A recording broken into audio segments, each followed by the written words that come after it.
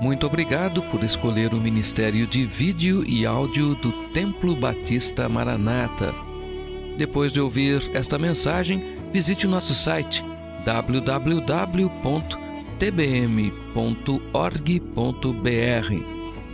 A nossa igreja oferece discipulado cristão, instituto bíblico e muitas oportunidades para o seu crescimento espiritual. Que Deus o abençoe. Maranata, ora vem, Senhor Jesus.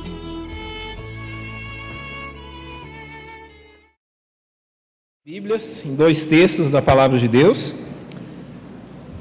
O primeiro, aquele que nós lemos logo no início do culto, João capítulo 15, verso 5, e depois nós vamos ler Evangelho de Marcos, capítulo 9, versos 14 a 27.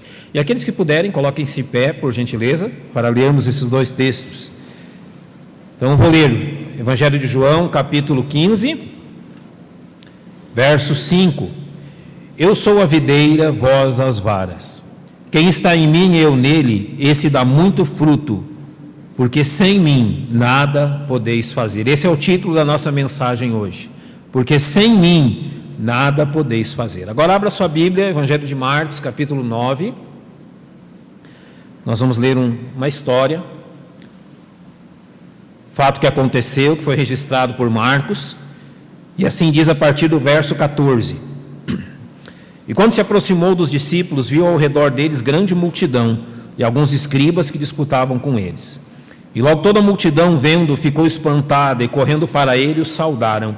E perguntou aos escribas, que é que discutis com eles?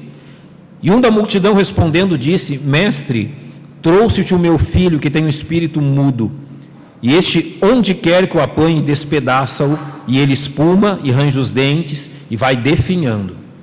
E eu disse aos teus discípulos que o expulsassem e não o puderam. E ele respondendo lhes disse, ó geração incrédula, até quando estarei convosco? Até quando vos sofrerei ainda? Trazei-mo. E trouxeram-no. E quando ele o viu, logo o espírito o agitou com violência, e caindo o endemoniado por terra, revolvia-se escumando. E perguntou ao pai dele, quanto tempo há que lhe sucede isto? E ele lhe disse, desde a infância, e muitas vezes o tem lançado no fogo e na água para o destruir. Mas, se tu podes fazer alguma coisa, tem compaixão de nós e ajuda-nos. E Jesus disse-lhe, se tu podes crer, tudo é possível ao que crê.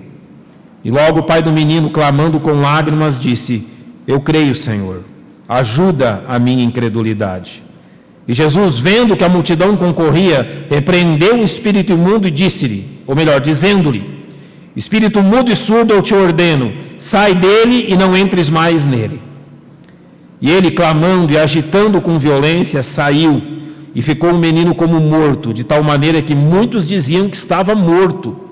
Mas Jesus, tomando-o pela mão, o ergueu, e ele se levantou. Nosso Deus, nós te agradecemos pela oportunidade de estarmos na tua casa. Obrigado pela oportunidade de ler a tua palavra. Pai, nós carecemos que teu Espírito Santo fale conosco nessa noite. Que ele encontre liberdade em nosso coração para aplicar a verdade desses 2 textos que nós lemos, a fim de que saiamos daqui edificados. Porventura, ó Deus, há entre nós alguém que ainda não conhece Cristo como seu Salvador, que ainda não descansou a sua salvação no bom Jesus. Ó Deus, rogamos que teu Espírito Santo trabalhe neste coração, levando a confissão de que só Jesus pode salvar. E nessa dependência nós oramos no nome de Cristo, nosso Salvador. Amém. Podem se assentar, irmãos. A você que nos visita nessa noite, muito obrigado pela sua presença aqui. É um prazer tê-lo conosco e nosso desejo é que possas voltar mais vezes para cultuar a Deus conosco e para ouvir a sua palavra também. Hoje eu quero falar um pouco desse texto de Marcos capítulo 9. Se você observa aquilo que diz o capítulo 9, dentro do próprio capítulo 9 tem uma outra história. No princípio do capítulo 9 é a história da transfiguração. Então você no capítulo 9 tem uma história acontecendo lá em cima do monte e uma história acontecendo aqui embaixo. Lá em cima do monte estão Jesus, Pedro, João e Tiago. Naquele momento, sobre aquele monte, Jesus mostra a sua glória àqueles discípulos. E o texto de Marcos capítulo 9 diz ainda que foi ao encontro deles, estiveram com eles dois personagens do Velho Testamento que foram Elias e Moisés. E Jesus se transfigura diante deles, e além disso, além da presença de Moisés e Elias, além da transfiguração de Jesus, Pedro, Tiago e João ainda ouvem do céu a voz do próprio Deus dizendo: este é o meu Filho amado em quem me comprazo. Irmãos, é um momento de glória absoluta no ministério de Jesus sobre o monte, sendo transfigurado a visão daqueles 3 discípulos, demonstrando a sua glória naquele momento. Agora você sai do monte e você vem cá para baixo. Os outros 9 discípulos estão aqui embaixo. E eles estão enfrentando um problema. Um pai traz um filho possesso de um espírito. E ele pede que aqueles discípulos que estão lá embaixo, de alguma forma, liberte o seu filho. E eles não conseguem fazer isso. Então os escribas, que estavam sempre procurando uma razão de crítica ao ministério de Jesus, e logicamente aos discípulos, e através dos discípulos a Jesus, quando isso ocorre, eles começam a zombar dos discípulos e a discutir com eles por que eles não haviam conseguido aquilo, por qual razão aquilo não havia sido possível. Até então que Jesus sai do monte, vem aqui embaixo e começa a agir naquela situação. Esse fato de que aconteceu demonstra bem a natureza dos discípulos de Jesus. Os discípulos de Jesus, e isso inclui a cada um de nós, com Cristo podem, mas sem Cristo nada podem fazer. Se você observa, por exemplo, no capítulo 4 de Marcos, Jesus diante deles acalma uma tempestade. No capítulo 5, o possesso gadareno é liberto, os demônios então possuem uma manada de porcos. No mesmo capítulo 5, a filha de Jairo é curada e a mulher com fluxo de sangue também é curada. No capítulo 6 de Marcos, Jesus anda sobre as águas. No capítulo 7, ele cura um surdo mudo. No capítulo 8 de Marcos, Jesus pela segunda vez multiplica pães. No capítulo 9, como dissemos, Jesus então se transfigura diante de 3 daqueles discípulos. E aqueles mesmos discípulos que viram tantas coisas, agora são derrotados nessa circunstância. Esse texto se assemelha muito àquilo que acontece em Êxodo capítulo 32. Moisés está sobre o monte recebendo a lei, e o monte então, ele está cheio da glória de Deus, Deus está se manifestando ali, mas lá embaixo no monte, o povo de Israel está construindo um bezerro de ouro para ser adorado. Vitória sobre o monte, derrota enquanto o povo está sozinho sem o seu líder. Enquanto Jesus estava com eles, eles foram vitoriosos, mas vendo-se sozinhos, eles fracassaram diante do inimigo e daquilo que estava diante deles. Então, isso tudo pode ser exprimido em 2 ideias. Primeiramente, Jesus mesmo disse: sem mim nada podeis fazer. Irmãos, a vida cristã é algo tão incrível, a vida cristã é algo tão sobrenatural, que sem o poder concedido por Jesus, nós não podemos absolutamente nada. Não há nenhuma vitória na vida cristã pela força da nossa carne, pela nossa habilidade, pela nossa capacidade natural, pela minha força natural, aquilo que sou capaz de fazer, até mesmo a minha teimosia. Não há nada na vida espiritual que possamos fazer por nossas próprias forças. Não há nenhum pecado que possamos vencer, não há nenhuma dificuldade que possamos transpor, não há nenhum desafio ao qual sejamos vitoriosos. Sem mim, nada podeis fazer. Essa é a primeira verdade. Mas graças a Deus pela segunda verdade demonstrada nesse texto, e ela é clara. Paulo diz aos Filipenses, capítulo 4, verso 13, que eu posso todas as coisas em Cristo que me fortalece. Por um lado, eu tenho toda a minha fraqueza, e por outro lado, eu tenho todo o poder de Cristo. Nota bem, irmão, isso é a grande diferença que ocorre na nossa vida, pela vitória ou derrota daquilo que nos acontece. Se nós estamos, como eu disse, tentando obter vitória na vida espiritual por nossas forças, nós caímos na primeira questão: sem mim nada podemos fazer, sem Cristo nada podemos. Mas quando dependemos dele, Filipenses 4,13 logicamente nos diz que eu posso todas as coisas em Cristo que me fortalece. Então a questão que fica é: de que forma você tem procurado vencer as lutas que surgem diante da sua vida? Qual é a forma que você tem procurado se manter de pé? Porque uma coisa é real: nós podemos enganar a nós mesmos e aos outros por um bom tempo. Nós podemos até vencer algumas batalhas pequenas, mas no final a guerra sempre é perdida quando eu dependo das minhas próprias forças. Vamos observar o que acontece nesse texto.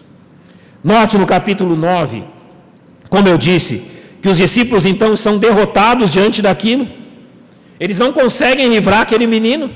Eles não conseguem trazer solução para aquele pai aflito. E além de não conseguir trazer a solução que o pai precisava, você vê que ele começa, você pode perceber no texto, eles começam a discutir, a debater com os escribas.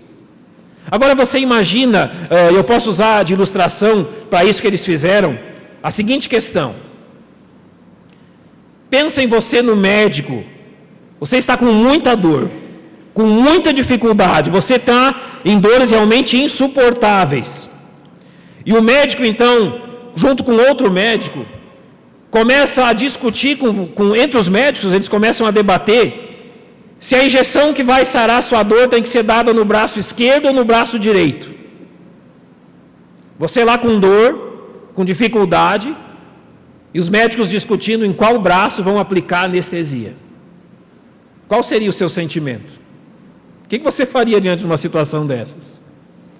Agora pensa naquele pai, com o filho naquela circunstância, vendo escribas e discípulos discutindo, porque afinal eles não haviam conseguido vencer aquilo. Nisso nós aprendemos qual a razão da incapacidade deles, qual a razão do fato que eles falharam. Por exemplo, os versos 14 e 16 dizem que alguns escribas que disputavam com eles, e isso é repetido no verso 16, quando Jesus pergunta: que é que discutis com eles? Eles estavam dispostos a todo tipo de disputas carnais, ao invés de ajudar aqueles que precisavam.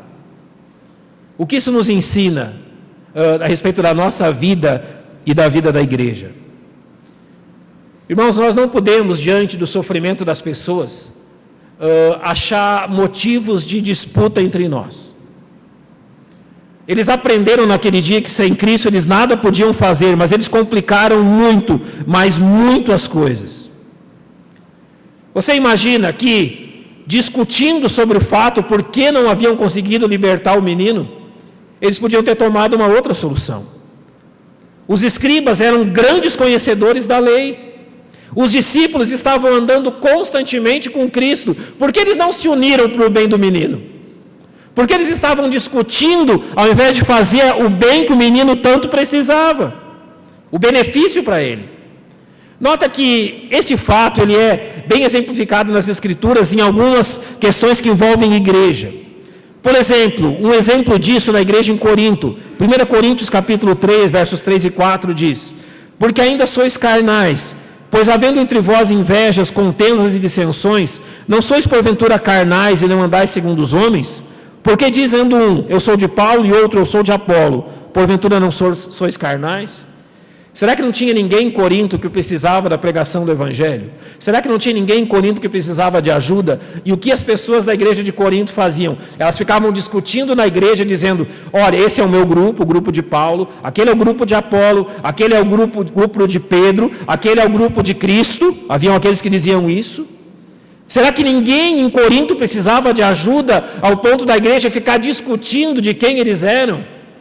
Um outro exemplo nos Gálatas, Gálatas capítulo 5, verso 15, observa bem o que Paulo diz deles: se vós, porém, vos mordeis e devorais uns aos outros, vede não vos consumais também uns aos outros.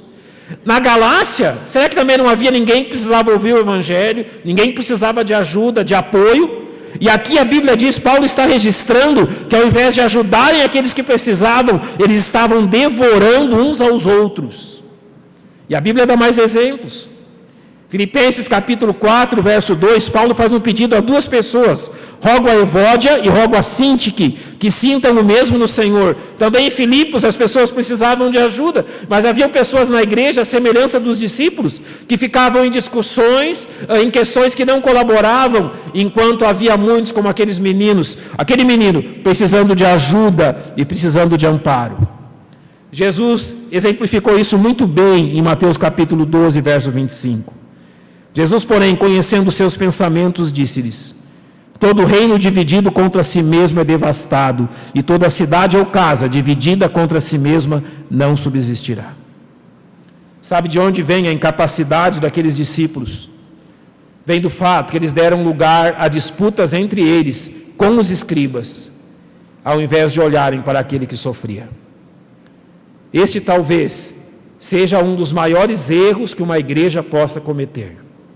Enquanto as pessoas estão sofrendo ao nosso derredor, nós estamos discutindo coisas que não ajudam a ninguém, que não colaboram com ninguém, enquanto aqueles que estão aos nossos pés sofrem e esperam ajuda. É a primeira questão que aprendemos disso que aconteceu com aqueles discípulos naquele dia. Uma segunda questão que aprendemos com eles é que eles nada puderam além de envergonhar o nome de Cristo. Olha só, o verso 15 diz assim, que logo toda a multidão vendo a Jesus, ficou espantada. Como é que a gente pode explicar esse verso 15? Já pensou num grupo de pessoas, estão reunidas num lugar, estão zombando de uma terceira pessoa, estão falando mal da pessoa. E sem que eles percebam, aquela pessoa aparece no meio deles. Qual é a reação deles? Ficam espantados. Você aqui, olha que bom que você veio aqui ao nosso meio, veio ao nosso encontro. Foi isso que aconteceu naquele momento. Eles estavam zombando daquilo que havia acontecido, sem se preocupar com o menino que sofria, estavam zombando de Cristo, e eles se espantam então quando Cristo surge em meio deles. O resultado daquela disputa foi o quê? Que os discípulos, além de não curarem o menino, ainda conseguiram que o nome de Cristo fosse envergonhado. Isso tem um exemplo na Bíblia. Se você puder abrir a sua Bíblia comigo, Romanos capítulo 2.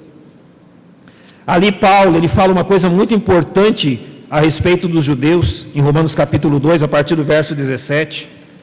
Ele vai dizer assim a respeito dos judeus, que eis que tu, que tens por sobrenome judeu e repousas na lei e te glorias em Deus, sabes a sua vontade e aprovas as coisas excelentes. Olha quanta coisa ele está falando dos judeus. Ele diz, vocês são instrutores da lei. Confias que és guia dos cegos, luz dos que estão em trevas, instrutor dos nécios, mestre de crianças, que tem a forma da ciência e da verdade na lei. Mas observa, depois de dizer tudo isso que Paulo diz no verso 24, porque, como está escrito, o nome de Deus é blasfemado entre os gentios por causa de vós. Além de não curar o menino, eles ainda conseguiram que as pessoas zombassem de Cristo. Tudo por quê? Porque realmente não se preocuparam com aquilo que tinha importância naquele momento, a importância com aqueles que sofrem, a importância com aqueles que estão em sofrimento, a importância com aqueles que estão em necessidade do Evangelho e necessidade da verdade. Sem mim nada podeis fazer, principalmente quando não fazemos o que devemos fazer. Irmãos, a igreja foi chamada a falar de Cristo para as pessoas. A igreja foi chamada a testemunhar de Cristo para aqueles que não conhecem Cristo. Diariamente ao nosso derredor existem pessoas sofrendo. Algumas estão desenganadas pelos médicos, outras acabam de descobrir uma doença terrível a qual estão submetidos, outros perdem pessoas que amam pela morte. Outros estão vivendo em períodos de grande depressão, o mal do século, a doença do nosso século. Outros estão passando por dúvidas, por lutas, por dificuldades, por problemas na vida. E o que os discípulos de Cristo estão fazendo? O que os discípulos de Cristo estão se ocupando em meio a tudo isso?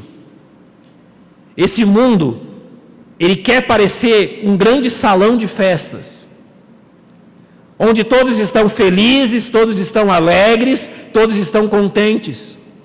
Quando na realidade o que a Bíblia diz desse mundo é que esse mundo é semelhante a um grande velório, onde as pessoas mortas em seus delitos e pecados estão caminhando para a eternidade sem esperança. Muito diferente do que o mundo diz. E os discípulos de Cristo estão fazendo o quê? Estão dando assistência àqueles que precisam do Evangelho, ou estão discutindo, estão envoltos com outras questões. 1 Coríntios 10, 32 diz assim: portai-vos de modo que não deis escândalo, nem aos judeus, nem aos gregos, nem à igreja de Deus. Ou seja, haja como um discípulo de Cristo que não escandaliza, que não serve como pedra de tropeço a ninguém. A grande razão do fracasso dos discípulos, naquele caso, foi porque eles não estavam realmente focados naquilo que precisava ser feito. Agora eu quero olhar um pouco para a situação de fraqueza e desespero daquele pai e daquele menino. Dificuldades, problemas, lutas. A Bíblia olha para isso com um olhar bem claro. Essa é uma condição favorável para que aquela pessoa que está passando por isso ouça o Evangelho. Presta bem atenção como é descrito pelo próprio pai a questão. Mestre, trouxe-te o meu filho que tem um espírito mudo, e este onde quer que o apanhe despedaça-o, e ele espuma e range os dentes e vai definhando. Alguns têm aqui, e o restante da declaração do pai, alguma semelhança com, por exemplo, a epilepsia. Nós não sabemos exatamente o que tinha aquele menino, sabemos que ele era um possesso de um espírito maligno, mas a descrição se assemelha muito com um estado epilético, talvez causado pelo próprio demônio que havia possuído. Mas aquela circunstância que ele vivia, realmente era uma circunstância favorável a ele ouvir o que ele ouviu. Nota que o Evangelho ele está repleto de exemplos disso. Por exemplo, em Marcos capítulo 5, a mulher que sofria há 12 anos de um fluxo de sangue. O que levou àquela dificuldade? A levou até Cristo, ela toca no manto de Cristo, é curada, e o Senhor então conversa com ela. Em João capítulo 9, Jesus encontra um cego de nascença, e Jesus cura aquele homem. Notem que a cegueira daquele homem serviu como realmente um meio dele chegar a Cristo. Em João capítulo 5, há um homem que há 38 anos buscava, junto ao tanque de Betesda, cura para ele. Ele tem um encontro com Cristo e é curado. Notem que todas essas circunstâncias levaram aquelas pessoas a ouvir a mensagem. Tudo aqui envolve, na visão também dos discípulos, como que nós olhamos para essas pessoas que estão em dificuldades. Como que nós olhamos para aqueles que estão sofrendo ao nosso redor. Observe o que diz Mateus capítulo 9, verso 36. Diz assim: e vendo as multidões, teve grande compaixão delas, porque andavam cansadas e desgarradas, como ovelhas que não têm pastor. Quem é que diz isso, irmãos? Jesus Cristo. Muitos haviam olhado para aquela multidão, mas esse é o registro de como Cristo vê aquelas pessoas. Depois, em João 4:35, Jesus fala também algo importantíssimo. Ele diz: não dizeis vós que ainda há 4 meses até que venha a ceifa? Eis que eu vos digo, levantai os vossos olhos e vede as terras que já estão brancas para a ceifa. Irmãos, essa multidão de pessoas que está ao nosso redor, vivendo todo tipo de dificuldades, é o nosso desafio missionário e o nosso desafio de trabalho. Se nós olhamos de um modo para elas, Jesus olha de outro modo e diz: está vendo essas pessoas? Está olhando o que elas estão sofrendo? Elas são os campos que estão prontos a serem colhidos. Isso que elas são. Agora, como eu e você temos visto isso? Os discípulos olharam para aquele menino, para aquele pai, e discutiam entre eles. Jesus olhou como realmente devia observar e como realmente ele viu aquela situação. Além disso, a situação daquele pai era de um grande perigo, porque ele estava à mercê realmente de todo tipo de chantagista. Era uma situação propícia a ele ser ludibriado pelo erro. Aquele pai estava à mercê daqueles que Jesus chamou de mercenários, de falsos profetas. Como ele mesmo disse em Mateus 7,15, acautelai-vos dos falsos profetas. Como mesmo Pedro diz, em 2 Pedro capítulo 2, ele diz assim, que houve entre o povo falsos profetas, como entre vós haverá também falsos doutores, que introduzirão encobertamente heresias de perdição e negarão o Senhor que os resgatou, trazendo sobre si mesmos repentina perdição. E muitos seguirão as suas dissoluções, pelas quais será blasfemado o caminho da verdade. e por avareza farão de vós negócio com palavras fingidas, sobre os quais já de largo tempo não será tardia a sentença. Sabe o que acontece enquanto os discípulos de Cristo discutem? Os mercenários aproveitam a oportunidade de trazer o erro à vida dessas pessoas que sofrem.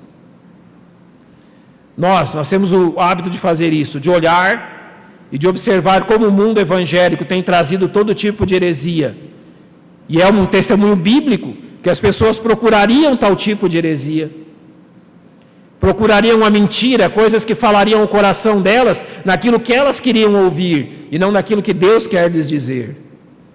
Mas olha, a grande questão não é se elas estão sendo enganadas por esses falsos profetas, mas é se aqueles que têm que pregar a verdade não estão marcando o passo enquanto elas são atacadas por eles. Você pode pensar em qualquer pessoa que você conheça, que está seguindo uma seita, seguindo algo que não é bíblico, algo que não o leva a Cristo nem a Deus. Mas espera, você já foi um instrumento para transmitir o Evangelho àquela pessoa? Você notou o grande perigo que ela corria e realmente apressou-se em pregar-lhe a verdade? Porque graças a Deus que o texto não termina nem com discípulos que estão em discussão, estão discutindo enquanto um pai e um menino sofrem, não termina com um pai e um menino que não são atendidos por aqueles discípulos e por ninguém que estava ali, mas o texto de Marcos 9 termina com uma manifestação clara e poderosa daquilo que Cristo é capaz de fazer. Agora então nós chegamos àquele que tudo pode, aquele que realmente, agindo nesse momento, transformou aquele momento de derrota em um momento de vitória. Agora nós colocamos os olhos em Cristo. No verso 19 do capítulo 9 de Marcos, Jesus diz assim, diante de toda aquela situação: e ele respondendo lhes disse: ó geração incrédula, até quando estarei convosco? Até quando vos sofrerei ainda? Então ele diz: traga aqui o menino, vem cá. Agora Jesus vai demonstrar o que tem que ser feito. Jesus vai demonstrar qual é o seu poder. E há 3 questões interessantes aqui. Jesus agora vai vencer barreiras. Jesus agora vai transpor obstáculos. E há principalmente 3 obstáculos, 3 barreiras aqui que ele vai vencer.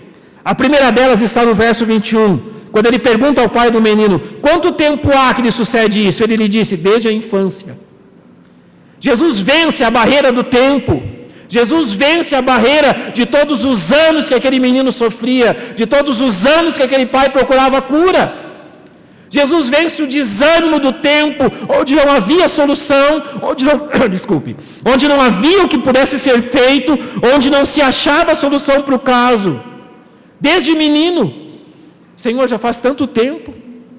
E você sabe que quanto mais o tempo passa, parece que as esperanças vão se desvaindo. Jesus venceu a barreira da dificuldade. O verso 22 diz que muitas vezes o tem lançado no fogo e na água para o destruir. Sabe, eu já tentei me colocar no lugar daquele pai, mas eu acho que é impossível. Só ele sabe o que ele sofreu. Só ele sabe todo tipo de barreira de dificuldade que aquele pai passou. E ao acrescentar a barreira do tempo que isso acontecia, das dificuldades que estavam envolvidas, agora o pai acrescenta a barreira dos fracassos. Porque o verso 18 diz: e eu disse aos seus discípulos que o expulsassem, e não puderam. Você já procurou assistência para um filho e não encontrou? Você pensa qual é o drama daquele pai quando ele diz para Cristo: eles não puderam. Eles não me deram a solução. Há pessoas nesse mundo, talvez você seja uma delas, que nos últimos anos tem ido de igreja em igreja, de pregador em pregador, de conferência em conferência, de movimento em movimento, procurando a solução. Os anos passam e você ainda não encontrou. As dificuldades aumentam e você ainda não encontrou o que você busca. E quando então a cura lhe é prometida e falha, o desânimo aumenta. Quantas pessoas nesse mundo estão na mesma situação desse pai? Quantas pessoas nesse mundo estão na mesma situação espiritual desse pai? Mas agora nós podemos, e graças a Deus por isso, observar o que Jesus fez. E eu quero que você observe bem aquilo que Jesus fez, porque Jesus não realiza um milagre, mas dois. E talvez o milagre maior não seja aquele que você está pensando. Observe então que Jesus liberta o menino possesso, nos versos 25 e 26 diz: e Jesus, vendo que a multidão concorria, repreendeu o espírito imundo, dizendo-lhe: espírito imundo e surdo, eu te ordeno, sai dele, e não entres mais nele. E ele, clamando e agitando com violência, saiu, e ficou o menino como morto, de tal maneira que muitos diziam que estava morto. O primeiro milagre completo que Jesus realiza é libertar aquele menino, que até aquele momento ninguém havia conseguido. Finalmente aquele pai encontra a solução que ele tanto precisava. Finalmente ele se depara com aquele que traz a solução da vida dele. E esse alguém é Jesus. Mas este não é o maior milagre que se dá aqui. O segundo milagre, e este sim, creio eu, de uma amplitude tremenda, é quando no verso 22 o pai disse: se tu podes fazer alguma coisa, tem compaixão de nós e ajuda-nos. Ele clama: me ajude, eu preciso. E os versos 23 e 24 completam. E Jesus disse-lhe: se tu podes crer, tudo é possível ao que crê.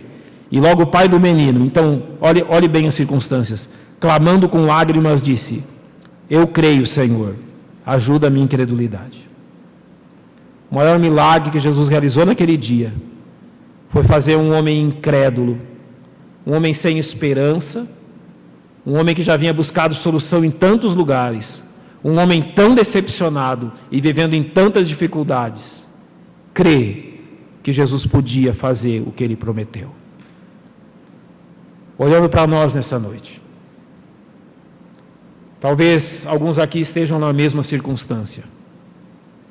Já se decepcionaram tanto com religião, já se decepcionaram tanto com igrejas, estão há tanto tempo buscando solução. E é interessante que para esses Jesus diz no verso 23 e 24, essa expressão, se tu podes crer, pode ser traduzida também, Jesus se volta para aquele homem e diz: você acha que eu posso? Jesus está instigando a fé nele, Jesus está dizendo: você acha que eu tenho poder para fazer isso? Você acha que realmente eu tenho poder para curar o seu filho? E ele está naquela indecisão tão grande, naquela luta tão grande com ele. Senhor, eu creio, eu só preciso que o Senhor me ajude. Sem ele, nada podemos fazer. Aquele pai aprendeu naquele dia. Talvez, e eu tenho certeza disso, a solução de todas as suas lutas está em Cristo Jesus. Talvez durante muitos anos você vem se debatendo com problemas, com dificuldades. A grande questão é que você realmente nunca buscou aquele que realmente dá solução à nossa vida. Eu não preciso saber qual é o seu problema, eu não preciso saber qual é a sua luta, mas eu sei muito bem pelo Evangelho que Jesus hoje te pergunta: você crê que eu posso? Você realmente crê que Jesus pode dar solução aos teus problemas? Você realmente crê que Jesus é capaz de fazer isso por você?